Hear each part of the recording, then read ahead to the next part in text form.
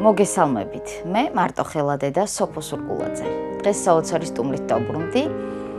ფსიქოლოგი ნატა ასათიანი. ჩემი გამარჯვებაა ეს ადამიანი, რომ დღეს ჩემი გადაცემის სტუმარია და ძალიან ბედნიერი ვარ. აყარ მოგაწყენთ და პირდაპირ გადავალ საუბარზე. გამარჯობა. გამარჯობა, სოფო, ძალიან დიდი მადლობა ასეთი წარდგენისთვის და მე მინდა პირველ რიგში დიდი პატივისცემა დაგიდასტურო და ყველა მარტოხელა დედას ვუთხრა და გითხრათ, რომ მართლაც სქეთს ვიხრი თქვენს წინაშე, იმიტომ რომ ჩვენს ქვეყანაში, სადაც არც ჯანდაცვის სისტემაა გამართული, არც განათლების, არც სხვა სოციალური სერვისები, ხელმისაწვდომიერებაზე შეგვიძლია მე უკვე საუბარი, გერქვას მარტოხელა დედა ეს ნამდვილად გმირობაზე მეტია და ძალიან ბევრ მარტოხელა დედას ალბათ გამოვლილი აქვს ძალადობასთან დაპირისპირება და გამკლავება და ამიტომ მიხარია რომ ვარ თქვენი სტუმარი. მე მიხარია რომ თქვენ ჩემი გადაცემის სტუმარი ხართ ძალიან და დავიწყოთ. მე ჩემი მაგალითებიდან გამომდინარე ვისაუბრებ, აი პირველ რიგში მინდა ძალადობა გამოვლილ ამბავზე ვისაუბრო, იმიტომ რომ როდესაც ვიყავით ძალადობის მსხვერპლი, ეს იყო თქვათ მორალური თუ ფიზიკური, იმ მომენტში ვხვდებოდი რომ ვიყავით ცუდად.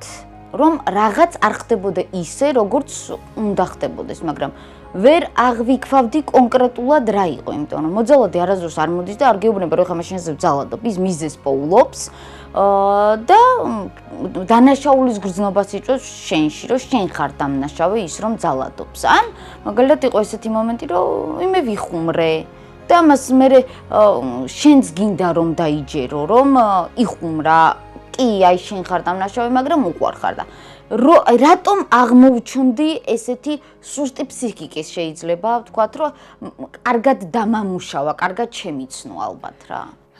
კი, ძალადობას სწორად აღნიშნეთ სოფო, რომ აქვს ძალიან ბევრნაირი ფორმა და დაგროვებითი და განვითარებადი ხასიათი. არასდროს მოძალადი არ მოდის, პირდაპირ სამიზნეში არ ამოგვიღებს და სრული შტურმით არ გვესხმის თავს, ხო? ეს ძალიან ნელა, ძალიან შეფარვით იწყება და ძალიან ხშირად მოყავთ ხოლმე ეს ბაყაყის დუღილის ეფექტზე მეტაფორა, რომელიც რას გულისხმობს, რომ ცხელ წყალში რომ ჩავაგდოთ ბაყაყი, ის აუცილებლად შეეცდება რომ ამოხტეს, მაგრამ თუ ცივ წყალში ჩავსვავთ და ნელ-ნელა გავათბობთ წყალს, ისე მოიხარშება რომ ვერც გაიგებს. აი ეს მეტაფორა ძალიან კარგად აჩვენებს რა ხდება, როცა მე არაჯანსაღ გარემოში აღმოვაჩენ აღმოვჩნდები, ეს უფრო სწორი იქნება რომ ვთქვათ და თანდათან ვითარდება აი ეს გარემო, ეს ჩემს ირგვლივ და კიდევ უფრო მithრევს და მე მიჩენ სწორედ აი ეს მთავარი სიტყვა, რაც თქვენ აღნიშნეთ, დანაშაულის განცდა, აი ეგ არის მთავარი საძირკველი, ასე ვთქვათ, რატომაც მე ვერ გამოვდივარ დროულად და არა თუ დროულად, არამედ მე შეიძლება მთელი ცხოვრება ისე გავიდეს, რომ ვერც დავაღწიო ამ რეალობას თავს და რატომ? იმიტომ რომ ძალიან მარტივად და თანდათან მოძალადე იწყებს ჩვენში აი განცდის გაჩენას, სწორედ რომ რაღაცაში მე რაღაცა ჩემი ბრალია, მე ვერ ვაკეთებ იქნებ სწორად.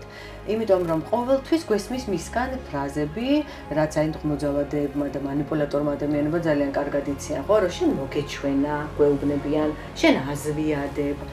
ძალიან კრიტიკულ მომენტში შეიძლება ბოდიში მოგვიხადოს, მაგრამ ამ ბოდიშს ყოველთვის მოყვება სიტყვა მაგრამ. ბოდიში, მაგრამ შენ გამომიწვიე.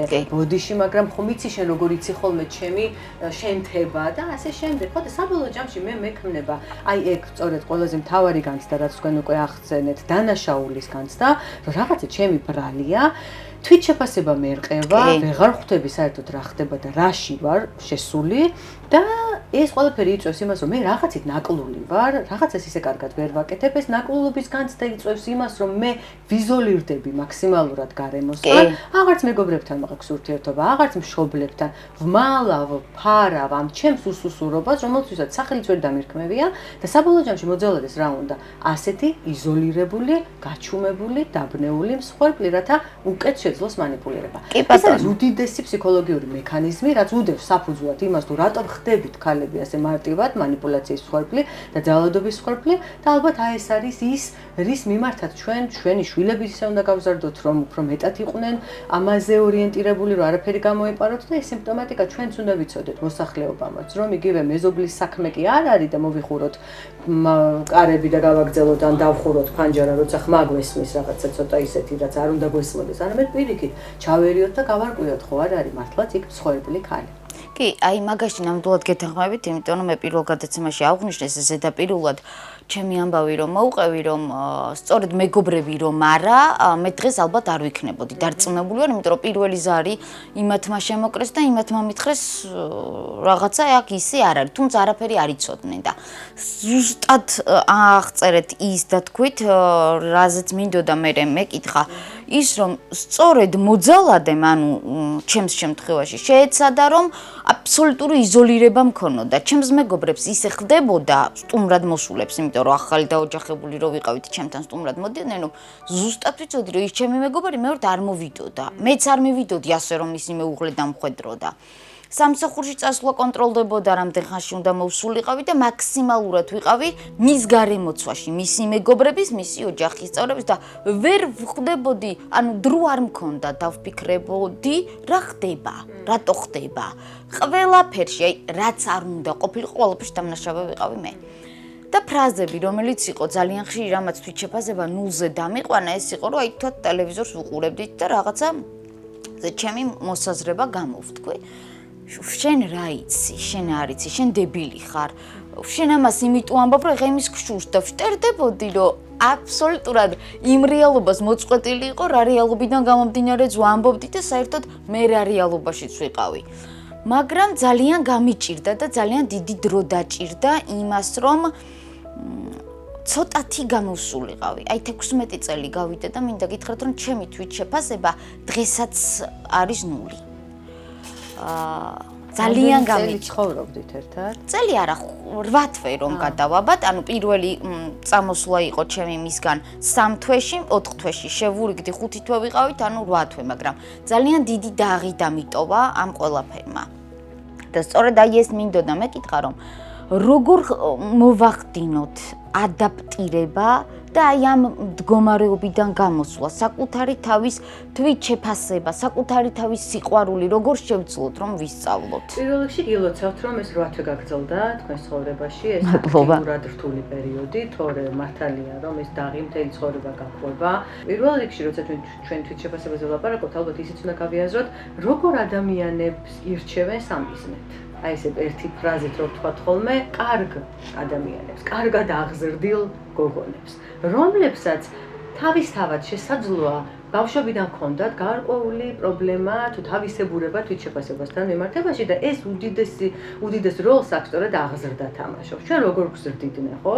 განსაკუთრებით აი თქვენი თაობა, ჩემი და ჩვენზე უფროსი თაობები, რომ ჩვენ უნდა რაღაცაერად გვესწავლა თავიდანვე მორჩილება, გვესწავლა რომ თავარია რომ ვიზრუნოთ გარშემო მყოფებზე, თავარია რომ ის მეუღლე თუ კაცი თუ ვინც არის ჩვენს ცხოვრებაში კომფორტულად იგრძნოს თავი. ჩვენც რაღაცაერად ესეთ ქცევის პატერნებს გვაჩვევდნენ ხოლმე, ხო, რომ ნუ ეხლა თუნდაც საბჭოთა პერიოდშიც როგორი იყო სტანდარტი, ასე ვთქვათ, ოჯახის რომ კაცი მუშაობდა, ქალი სახლში ზრუნავდა, კაცი დაღლილი მოდიოდა და ქალი მას ემსახურებოდა, ხო, ასე ვთქვათ, ძალიან ზოგადი პატერნი და ხატი რომ წარმოვიდგინოთ ოჯახის. აქედან გამომდინარე, ესე რომ გზრდიან და თან რომ გვეუბნებიან, რომ ყოველთვის უნდა ფიქრობდე სხვა რას ფიქრობს, სხვა როგორ არის და თუ მეც მით უმეტეს არ ამაქვს ძალიან მყარი ღერძი ჩემი თვითშეფასება, რაზეც შეიძლება დაშენდეს. აი, ასეთ შემთხვევაში მე ძალიან მარტივი სამიზნე ვხდები მოძალადის, იმიტომ რომ თვითშეფასება არის როგორი რამ, ხო, რომ მუდმივად ხდება თვითშეფასების ძალიან მყიფეა. კი, ყევა. ყევად არის დამოკიდებული წარსულ გამოცდილებაზე, ჩემს წარმატებაზე, წარუმატებლობის განცდაზე, ხო და როდესაც ისეთი თვითშეფასება მაქვს, რომელიც არ არის, თქვათ, ძალიან ადეკვატური და ცოტა შეიძლება დაბალი იყოს. აი, ასეთ ადამიანებს პოულობენ მოძალადეები, იმიტომ რომ მათზე მარტივია მანიპულირება. თავიდანვე მიხვდება მოძალადე, თუ იქ არ გაზდის, არ შევა ურთიერთობაში. თავიდანვე იცის, ვის ირჩევს მას, ხო? ვის ირჩევს თავად ის. რაც შეეხება თვითშეფასებას, დიახ, თვითშეფასება მით უფრო ესეთი დანგრეული, აი ამ დიდ ტრავმა გამოვლილი ქალის ძალიან რთულია რომ აღდგეს, მაგრამ აღდგენა შესაძლებელია. აღდგენა შესაძლებელია ალბათ პირველ რიგში, რაც თქვენ გააკეთეთ, ახლა თქვენ გაგემართლათ გარემოცვაში, რომლებაც მართლა ზარი შემოგარეს ალბათ და თქვენს რო გეყოფა, იმიტომ რომ თავარი ამ შემთხვევაში არის ქალისთვის გარემოცვა როგორია. აი ჩვენ ყველაზე დიდ ტრაგედიებს ვაწყდებით ხოლმე მაშინ, როცა ქალი არის მოძალადის გარემოცვაში და მსხვერპლია და მას არ აყავს მხარდამჭერი ოჯახი და მხარდამჭერი გარემო, როცა წასასვლელი არ სადააქვს, ან იცის რომ თუ წავა, უარესად გაკიცხავენ მას. იმიტომ რომ ოჯახში დედა ეტყვის და სხვა ქალები თავისი გვარის, რომ რას ქვია, უნდა მოითმინო, უნდა აიტანო, ასეთი ფრაზები ჩვენ სამწუხაროდ გვსმენია და იმიტომ ვამბობ ეს ელაღათ, ხო, ეს არ არის რაღაცა ჩვენი არა, საზოგადოებისგანაც მოდის არასწორი კითხვის დასმა, არასწორად შენი მიღება, რომ აი, სად ქონდა ჭკუა მაგალითად ბევრჯერ უკითხავთ ჩემთვის, იმას როგორ გაყევი, რაღაცა. გეგონება ეხლა მე ვიჯექი და ვფიქრობდი და ვგეგმავდი რომ მას გავყოლოდი და ან ვიცოდი წინასწარ რომ იმ ჯოჯოხეთში აღმოჩნდებოდა. ეხლა ყველაზე ნაკლებად მე მინდოდა იმის გამოვლა და გაყოლასთან დაკავშირებითაც ძალიან საინტერესო დაკვირვება, რატომ გვიჭირს მართლაც და უჭირს ქალს აი ამ გადაწყვეტილების მიღება, ჯერ უჭირს გაცნობიერება, რაში ცხოვრობს და მერე კიდე უჭირს ნაბიჯის გადადგმა გაშორებასთან დაკავშირებით, იმიტომ რომ როგორც წესი, როგორც თქვი, ხო, რაღაცა წესიერად აღზრდილ ადამიანებს ირჩევენ ხოლმე манипуляტორების ამიზნეთ ქალებს და ასეთი წესიერი ადამიანები და ქალები არიან ძირითადად მიჩვეული რას, რომ ისინი ითვალისწინებდნენ ძალიან თავიანთი მშობლების მოსაზრებებს, თავიანთი მშობლების აზრს, თქვათ, იმასთან დაკავშირებით, უფრო ადრეულ ასაკში ვთქვათ, რომელ უნივერსიტეტში ჩაებარებინათ, როგორი პროფესია აჯერ, როგორი წრე დამჯერები იყვნენ. შესაბამისად, პირველი მკაფიო ჩემი არჩევანი არის სწორედ ეს კაცი, ვისაც მე დავუკავშირე ცხოვრება. და აი აქ მე რო ვაღიარო, რომ მე ჩემი პირველი დამოუკიდებელი მნიშვნელოვანი ნაბიჯი გადავდგი და მე კრახი განვიცადე და შევცდი, მე თვითონ მიჭირს. ამიტომ ირთვება აი ეს ქალის მთავარი მოდუსი რაც არის, ხო? ზრუნვის, რომ იქნებ გამოვასწორო, იქნებ აი ეხლა რომ ხო დამპირდა რომ აღარ იქნება და ბოდიშიც მომიხადა და იქნებ ხვალიდან ყველაფერი სხვაგვარად იყოს, აი ვებღაუჭებით აი ამ განცდას რომ იქნებ გამოსწორდეს და იქნებ რაღაცეები შეიცვალოს. თან კიდევ ერთი დამარცხება. ხო, არ დავმარცხდეთ, არც საკუთარ თავთან და არც გარემოსთან მიმართებაში. მე კიდევ ერთი გენდერული სხვაობა ეხლა ამაზე ზიმბარდო წერს და ამიტომ ესე ლაღად გენდერულ სხვაობებზე შეიძლება საუბარი. სტრესის დროს კაცის პირველი რეაქცია არის გაქცევა, ჩხუბი ან გაყინვა, რაც არის სტანდარტული რეაქცია, ასე ვთქვათ, სტრესზე და ქალი კვლევების თანახმად სტრესზე რეაგირებს ზრუნვით. ნაცვლად იმისა, რომ გაიქცეს, ნაცვლად იმისა, რომ ეს პირველი ინსტინქტი იყოს ან ჩხუბი ან გაქცევა, გარშემოყოფებზე იწყებს ზრუნვას.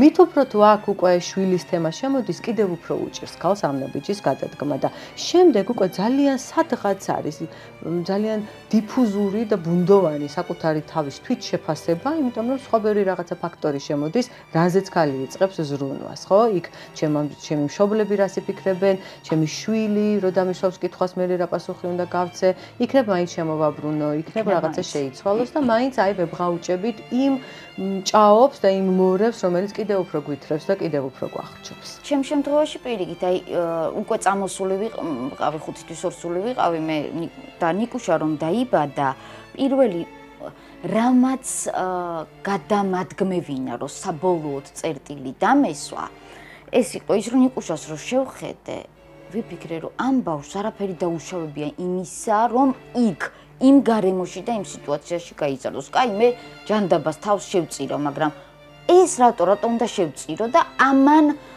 უფრო გამაძლიერა და გადამარჩინა და რაც მთავარია, მშობლების თანადგომა მინდა აუცილებლად აღვნიშნო, ეს იყო 100%-იანი, ეს იყო უპირობო და არასდროს წამოძახება არ ყოფილა. რო აი პირიქით ეს იყო, ნიკუშა იყო ჯერ თვითონ მათთვის სასწაული საჩუქარი და მე მოხდა რა. და ეს ძალიან დამეხმარა და ამიტომ მინდა რომ მშობლებს ვუთხრა, ჩემი ასაკის უფროს არ აქვს მნიშვნელობა, ნუ ჩავერევით, ნუ ვატკენთ, როგორც მოიყვანს, როგორც გაყვება, თვითონ გადაწყვიტოს, იმიტომ რომ ის გზა მან უნდა გაიაროს და დაბრუნებული მივიღოთ, დაბრუნებაში დავეხმაროთ და მერე რომ დადგეს ფეხზე, იმიტომ რომ ეს ფეხზე დადგომა არ არის ფიზიკური, აი ეს არის სულიერი ძალიან რთული მომენტია, დამიჯერეთ რა, რომ შიშები ჩნდება. იცით, მე ადამიანი, რომელიც ვიყავი სოციუმისთვის და არასდროს არ მეშინოდა, მთელი ცხოვრება რადიოში მუშაობდი, რადიო გავაკეთე, მიყვარდა ეს პოპულარობა, ეს ძალიან სახლიდან გასulis მიშინობდა. იქ რას იტყვიან, ესე მეგონა რომ ყველგან ჩემზე ჩურჩულებენ, ჩემზე საუბრობენ, რომ აი ის წარმატებაზე ჩემზე რომ მავალაპარაკე, ეხლა ყველა ჩემს აი ამ საშინელებაზე საუბრობს და ესე მეგონა რომ აი ისეთი შიშები მქონდა და ვუთხარი ჩემთავს, ანუ ვერავისთან ვერ ვსაუბრობდი ამ საკითხზე, ხა ეს იყო გამორიცხული, რომ მე კიდე იმის დრო მქონოდა, რომ რაღაც და ჩემს თავს ვუთხარი, რომ უნდა გააკეთო ის, რისიც გეშინია და გავდიოდი. აი, ჩემი თავის ჯინაზე გავდიოდი, ვაკის პარკში დავდიოდი, ანუ იქ, სადაც ხალხმრავლობა იყო. და თითქოს ცოტათი გადავლახე, მაგრამ აი ხა რო ვთქვა, რომ აი ისეთი, აი ის თვალები ვერ დავიბრუნე.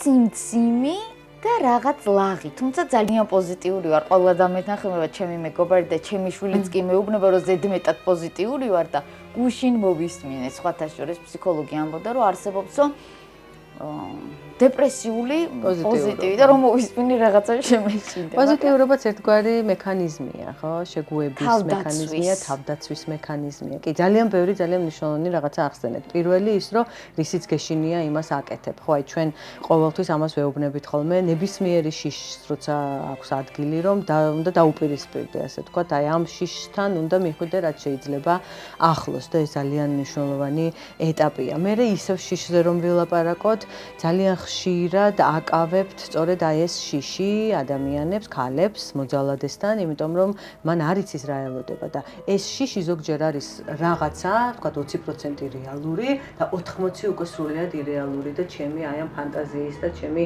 ფსიქიკის რაღაცა წარმოდგენა და პროექცია და აქედან გამომდინარე, ამ შემთხვევაში სპეციალისტის დახმარება ძალიან მნიშვნელოვანია, რომ ფსიქოთერაპიული სეანსი იქნება თუ რა იქნება, რომ იქ მაინც გავარკვიო მე გარეთვალმა, დამკვირვებელმა, მხარდამჭერმა გამარკვიოს, რომ ეს მე 100%-იანი რაღაცა შიშის განცდა რომ აქ რა არის აქედან რეალური და ამ რეალურთან მიმართებაში მე რა მექანიზმები უნდა, აი უსაფრთხოების რა გეგმა უნდა მქონდეს. რომ თქვა თუ მართლა დადგა ეს მე თუ წამოვედი მოძალადესთან და დადგა რაღაცა საშიშროება, მე პირველი ვისურეკავ, სად მივდივარ, რა არის უსაფრთხო მისამართი, აი ესეთი გეგმა უნდა მქონდეს, იმიტომ ეს მამშვიდებს მე ფსიქოლოგიურად და დანარჩენი უნდა გავაცნობიო, რომ არის ირაციონალური შიში და შფოთვა. რაც შეეხება სოფო მშობლებს, მშობლებზე ძალიან სწორად აღნიშნეთ, რომ მშობლებმა უნდა მართლაც უპირობო სიყვარული აჩვენონ თავის შვილს, რომელსაც ასეთი განსაცდელი აქვს და რომელსაც მობრუნება უნდა მათთან თუ ოჯახის დანგრევა და ამ ნაბიჯს ვერ დგავს. თუმცა მე კიდევ უფრო შორს წავიდოდი და ვიტყოდი, რომ მშობლებმა უპირობო სიყვარული უნდა აჩვენონ ბავშვებს, როცა ისინი ძალიან პატარები არიან. იმიტომ რომ ასეთ რეალობაში გაზრდილი ქალები ნაკლებად ხდებიან მსხვერპლი მოძალადეების. იმიტომ რომ მოძალადის მსხვერპლი და სამიზნე ხდება ქალი, რომელიც ფიქრობს, რომ რაღაცა უნდა დაიმსახუროს სიყვარული, რომ უპირობო სიყვარული არ არსებობს. და აი ეს არის მე ის ბანკიერი წრე, რომელშიაც ძალიან კარგად ითრევს მოძალადე მსხვერპლს და ქალს ამ შემთხვევაში. კი, მაგაში ნამდვილად გეთანხმებით.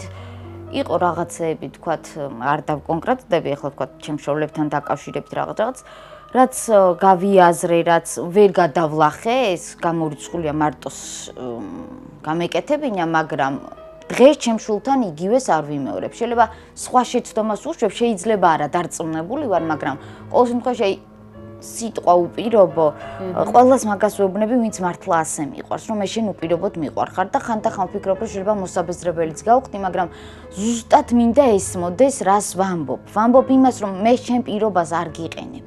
მე შენ მიყვარხარ ადამიანი ისეთი, როგორიც ხარ. ჩემთვის არ აქვს მნიშვნელობა, შენ არ გაქვს ჩემგან არანაირი პირობა, არც შვილს, არც გარკვეულ მეგობრების ჯგუფს. თუმცა აი აქ ერთს გადავუხვევ, მამაკაცის მიმართ მე მაქვს პირობა. დიახ, მე მაქვს პირობა იმის, რომ ის იყოს მზრუნველი, ის იყოს ყურადღებიანი და მივიღო ის, რასაც მე გავცემ, რომ შევძლო ისევე გავცემ, მაგრამ აი მეგობარი, მშობელიც არა, მშობელთანაც შეიძლება შვილს კონდეს რაღაც პირობა. შობელს შვილის მიმართ არა, მაგრამ აი ამ შემთხვევაში მართალია, ჩვენ საუბრობთ, რომ შობელს და დედას უნდა უყვარდეს უპირობოდ შვილი. თქვენ თქვით, რომ მე შვილმა გადამადგმევინა ეს ნაბიჯი, რომ გავიაზრო, რომ შვილი ამ გარემოში არ უნდა გაზრდილიყო და ძალიან სწორია, მაგრამ ამას კიდევ ერთ დავამატებდი, რომ შვილს იცით რა უნდა ბავშვს. დედა უნდა ბედნიერი. დედას უნდა ხედავდეს ბედნიერს და მამაც დედას უნდა აბედნიერებდეს.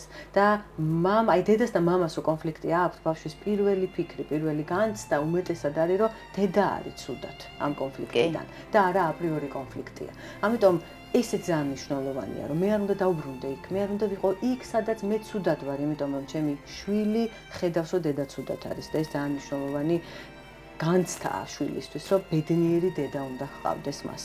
კი და აი სწორედ კითხვა შემდეგ ესეთ იქნება რომ საზოგადოების ჩართულობაც ამაში ალბათ დამეთანხმებით რომ ძალიან მნიშვნელოვანია რომ მსგავს მდგომარეობაში მყოფმა ქალმა თავი ბედნიერად და სრულფასოვან საზოგადოების წევრად იგრძნოს.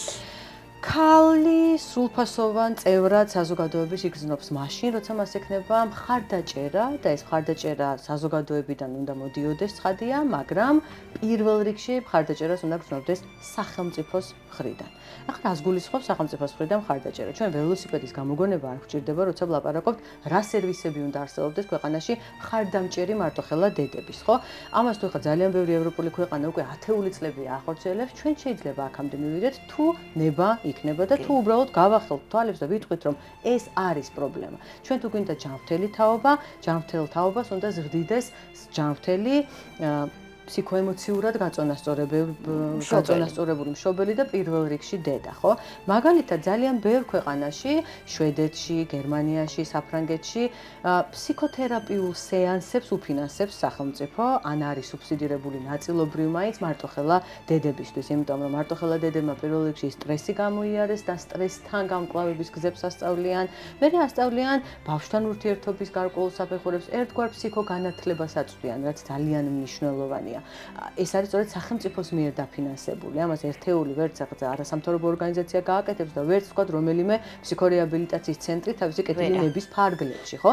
ეს უნდა იყოს სახელმწიფო პოლიტიკის ნაწილი. სახელმწიფო პოლიტიკის ნაწილი უნდა იყოს ქალზე ზრუნვა. ის არის მარტოხელა, მრავალშვილიანი თუ ნებისმიერი სხვა მდგომარეობის, ხო? ეს ერთი. მეორე ცოტა კიდე შორს წავალ, თუმცა აი ამ დიდი პრობლემის ძალიან მნიშვნელოვან ნაწილად მიმაჩნია როგორც უკვე განათლების ფსიქოლოგიის კონტექსტში, რომ თუ თქვათ შვედეთმა შეძლო, თუ ფინეთმა შეძლო და 1948 წლიდან მოყოლებული დღემდე სკოლაში, სკოლის მოსწავლეებს ერთ კერძს უფასოდ არ არის ამ ქვეყანაზე, მაგრამ სახელმწიფო დაფინანსებით უფასოდ აქვთ წვდომა ცხელ კერძზე, რომელიც არის დაბალანსებული და ხორციანი საკვები ეს ამხელა შვებაა ოჯახებისთვის, ხო? ძალიან დიდი. ბავშვები სკოლაში იკვებებიან სრულფასოვანი მენიუთი და რაციონით. ეს არის სახელმწიფოს მიერ მხარდაჭერილი შვედეთში, ეს არის მხარდაჭერილი დანიაში, ეს არის მხარდაჭერილი ფინეთში, ნაწილობრივ არის დაფინანსებული ასევე გერმანიაში, საფრანგეთში და ასე შემდეგ. მით უფრო ჩვენთან უნდა იყოს, როცა ვიცით რომ დაახლოებით 12% ჩვენი მოსახლეობის თუ სწორად მახსოვს სიღარიბის ზღვარს მიღმა ცხოვრობს, ხო? და საერთოდ თუ არსებობს სტატისტიკა, რამდენია მარტოხელა დედა, ესეც ძალიან საგანგაშო იქნება დარწმუნებული ვარ, თუმცა ამ სტატისტიკის მიღმაც არიან ადამიანები და დედები, რომლებიც არ არიან ამ სტატისტიკის წევრი, მაგრამ რეალურად მარტო ზრდიან შვილებს. და მეორე კიდევ უნდა არსებობდეს ეს რაღაც ისე საბჭოთა ტერმინად ჟღერს ხოლმე და შეიძლება არაპოპულარულად ჟღერდეს, მაგრამ ძალიან მნიშვნელოვანია გააზრება ამ კონცეფტის, ეს არის გახანგრძლივებული სკოლებში. კი ბატონო. გახანგრძლივებული, იმიტომ რომ დედა, რომელიც არის მარტოხელა, რომელიც ორ სამსახურში მუშაობს, ვერ გვექნება ჩვენ სწორება და ვერ დავავალდებულებთ მას, რომ სახლში რომ იხვალახა კიდე დაჯექი და ამეცადინე ყველა საგანში ბავშვი, ან თქვათ მის რაღაცა კულტურული კაპიტალის თუ სოციალური კაპიტალის განვითარებაზე იზრუნე. ხო, დედას უბრალოდ გადარჩენის შვილი გადარჩენის ფუნქცია აქვს ამ შემთხვევაში საკუთარ თავზე აღებული.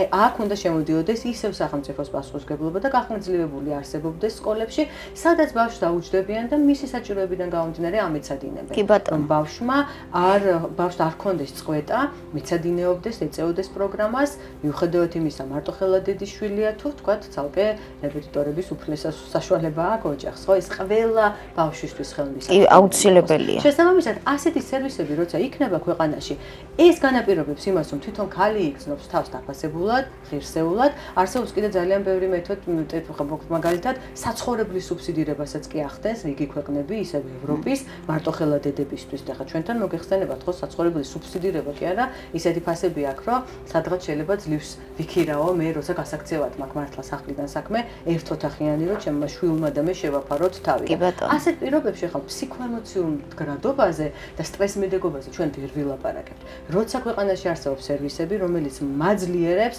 მხარდამჭერია და ჩემს გვერდით არის სახელმწიფო, როცა ეს განცდა მაქვს. ასეთ შემთხვევაში მე რა თქმა უნდა, უფრო მარტივად შევძლებ თავი დავაღწევ მოძალადე ქმარს, უფრო მარტივად შევძლებ პასუხისმგებლობა ავიღოთ ჩემს შვილზე და უფრო ჰარმონიულადაც ვიცხოვრებ და ფსიქოემოციური მდგომარეობაც მექნება სტაბილური და აი ამის შემყურე საზოგადოებაც შეიცვლის დამოკიდებულებას მარტოხელა დედებისადმი. ესე მოწმენდილ-ცაზე უცებ ჩვენ საზოგადოებაში გარდატეხა მოვახდინოთ და შეცვალონ დამოკიდებულება, ეს ცოტა რთული და შორი გზაა, ხო? არსებობს გარკვეული ნაბიჯები, რაც უნდა გადადგას სახელმწიფომ, სახელმწიფომ უნდა ითაოს ამაზე. ეხლა თქვენ ჩვენს ეთერს გარეთ საუბრობდით და აღმოჩნდა, რომ იურისტებიც კი არ არიან, რომლებიც არიან სპეციალიზირებული, რომ მარტოხელა დედებს დაუჭირონ მხარი. რაზე ვლაპარაკობთ საერთოდ, ხო? როგორ უნდა იყოს ასეთ გარემოში? კარგად. ანუ სახელმწიფოსგან თუ არ იქნება მარტოხელა დედა იქნება თუ ასე შემდეგ ქალი თავს დაფასებულად საზოგადოებაც ვერ მივა იქამდე სწრაფად რომ დააფასოს და მიიღოს. და ზუსტად აი თქვენ საუბრობდით სკოლაზე და განათლებაზე, მიუხედავად იმისა, რომ თქვათ სოციალურად დაუცველი სტატუსი არ მაქვს და სახლი მაქვს და ვცხოვრობ და ასე შემდეგ ძალიან რთულია.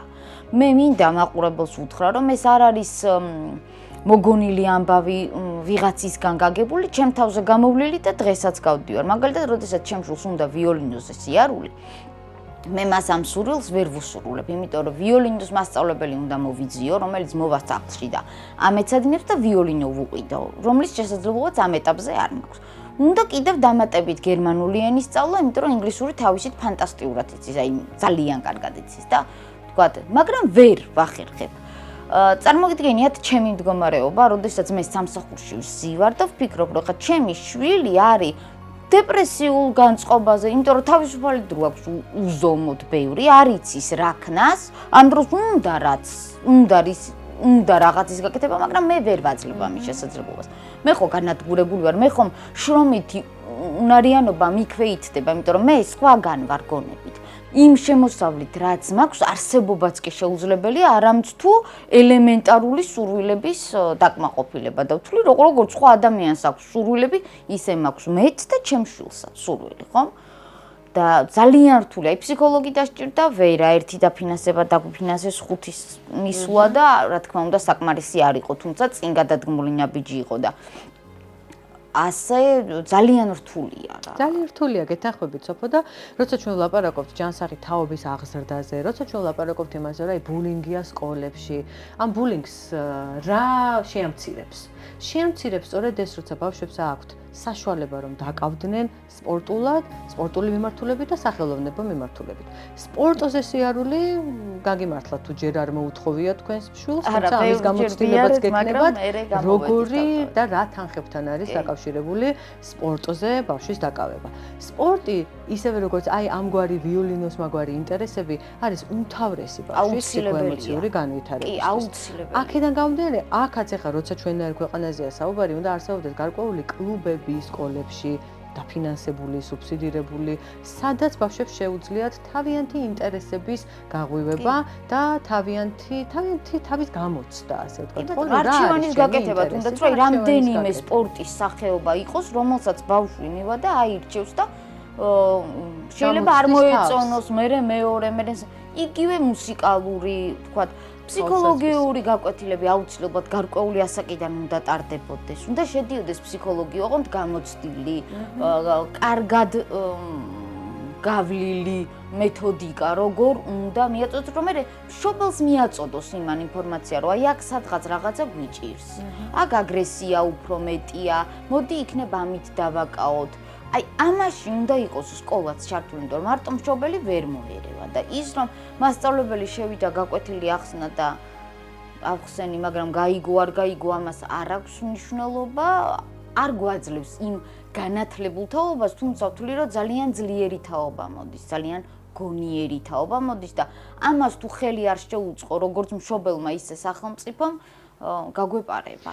გონიერი თაობა მოდის, მაგრამ რამდენად გონიერიც მოდის, იმდენად ფსიქოემოციური თვალსაზრისით მას სჭირდებათ მხარდაჭერა, მას სჭირდებათ გარკვევა. ზოგადად 21 საუკუნე მენტალური ჯანმრთელობის საუკუნედ არის, ასე ვთქვათ, გამოცხადებული და რაც უფრო შევდივართ სიღრმეში ამ საუკუნის ყოველწლიურად მართლაც მომართვიანობაც მატულობს და ზოგადად ინტერესიც მატულობს მენტალურ ჯანმრთელობასთან მიმართებაში და მოკლედ ეს სფერო არის ყველაზე სენსიტიური და ყველაზე მტკივნეული და რა თქმა უნდა, ამ თვალსაზრისით ჩვენ ბავშვებს სკოლაში უნდა გარკვეულ სერვისებს ვსთავაზობდით. კი, თუნდაც ზედაპირულად რომ მშობელმა მერე რაღაცა პირველი ნაბიჯები გადადგას.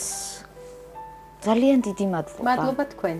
საინტერესო კი არა მარტო საოცრად სასიამოვნო საუბარი შედგა გონია და ბოლოს რამდენიმე რჩევა.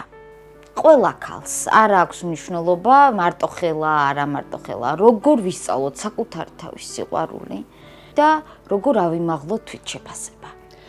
რთულია ესე მოკლე რჩევებად, იმიტომ რომ ეს თითქმის მთელი ფსიქოლოგიაა, ხო? რაზეც ხშირად საუბრობთ ხოლმე და რაზეც ძალიან ბევრი წიგნი დაწერილა. ერთი რაც ქალებს მინდა ვურჩიო, უკვე ზრდასრულ ქალებს, რომ მინიმუმ ის მაინც გავაკეთოთ, რომ ჩვენი ქალიშვილები აღზარდოთ ისე, რომ მათ კონდეთ კარგად გაცნობიერებული, რას ნიშნავს ეკონომიკური დამოუკიდებლობა.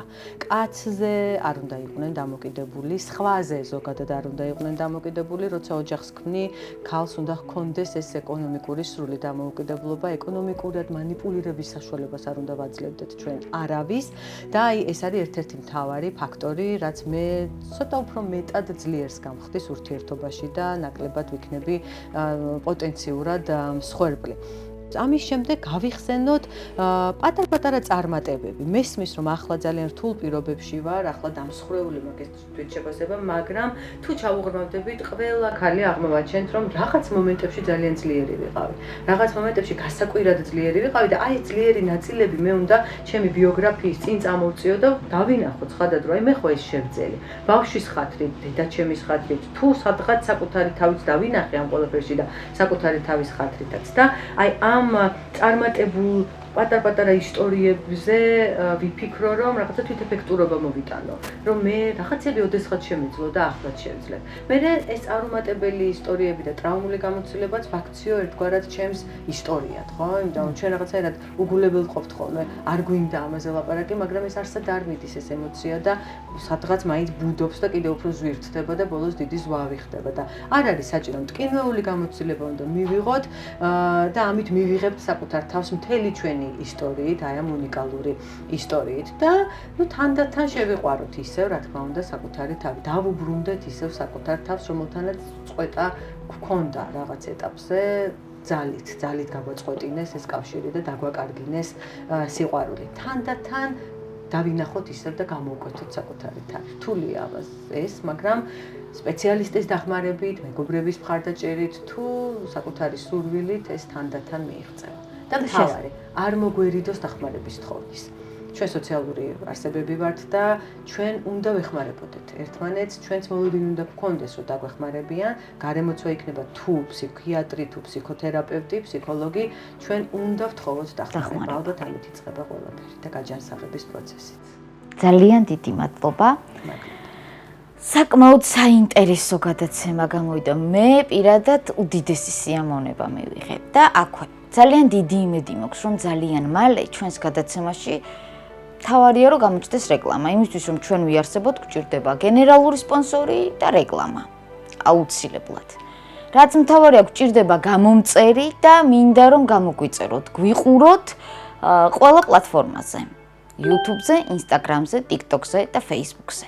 ყველგან ვართ და გვინდა რომ დავინახოთ თქვენი მხარდაჭერა. ნამდვილად ძალიან გვჭირდება. ჩვენ კი თქვენს გვერდით ვიქნებით და ძალიან დიდი მადლობა თითოეულ თქვენგანს, ვინც გამოგვეხმაურეთ პირველი გადაცემის შემდეგ, გამოგვიწერეთ კომენტარი, დაგვიტოვეთ ეხლაც კომენტარები, ყველა კომენტარს პირადად მე ვეცნობი კითხვები თუ გექნებათ, რაიმე სურვილები, ყველაფერს ვეცდებით რომ გავითვალისწინოთ. რაც მთავარია, წავიკითხო ყველა კომენტარს და გავცემ შესაბამის პასუხს. ძალიან დიდი მადლობა კიდევ ერთხელ და ნახვამდის. მე გამოვიწერ ახლავე და სხვებსაც მოვუწოდებ ჩვენს მაყურებლებს, ხო? იმიტომ რომ მე მგონი ეს იქნება ჩვენი მხრიდან ერთი მარტივი ნაბიჯი მარტოხელა ქალების მხარდასაჭერი, სხვა ბევრ რაღაცებთან ერთად. ძალიან დიდი მადლობა. ნახვამდის.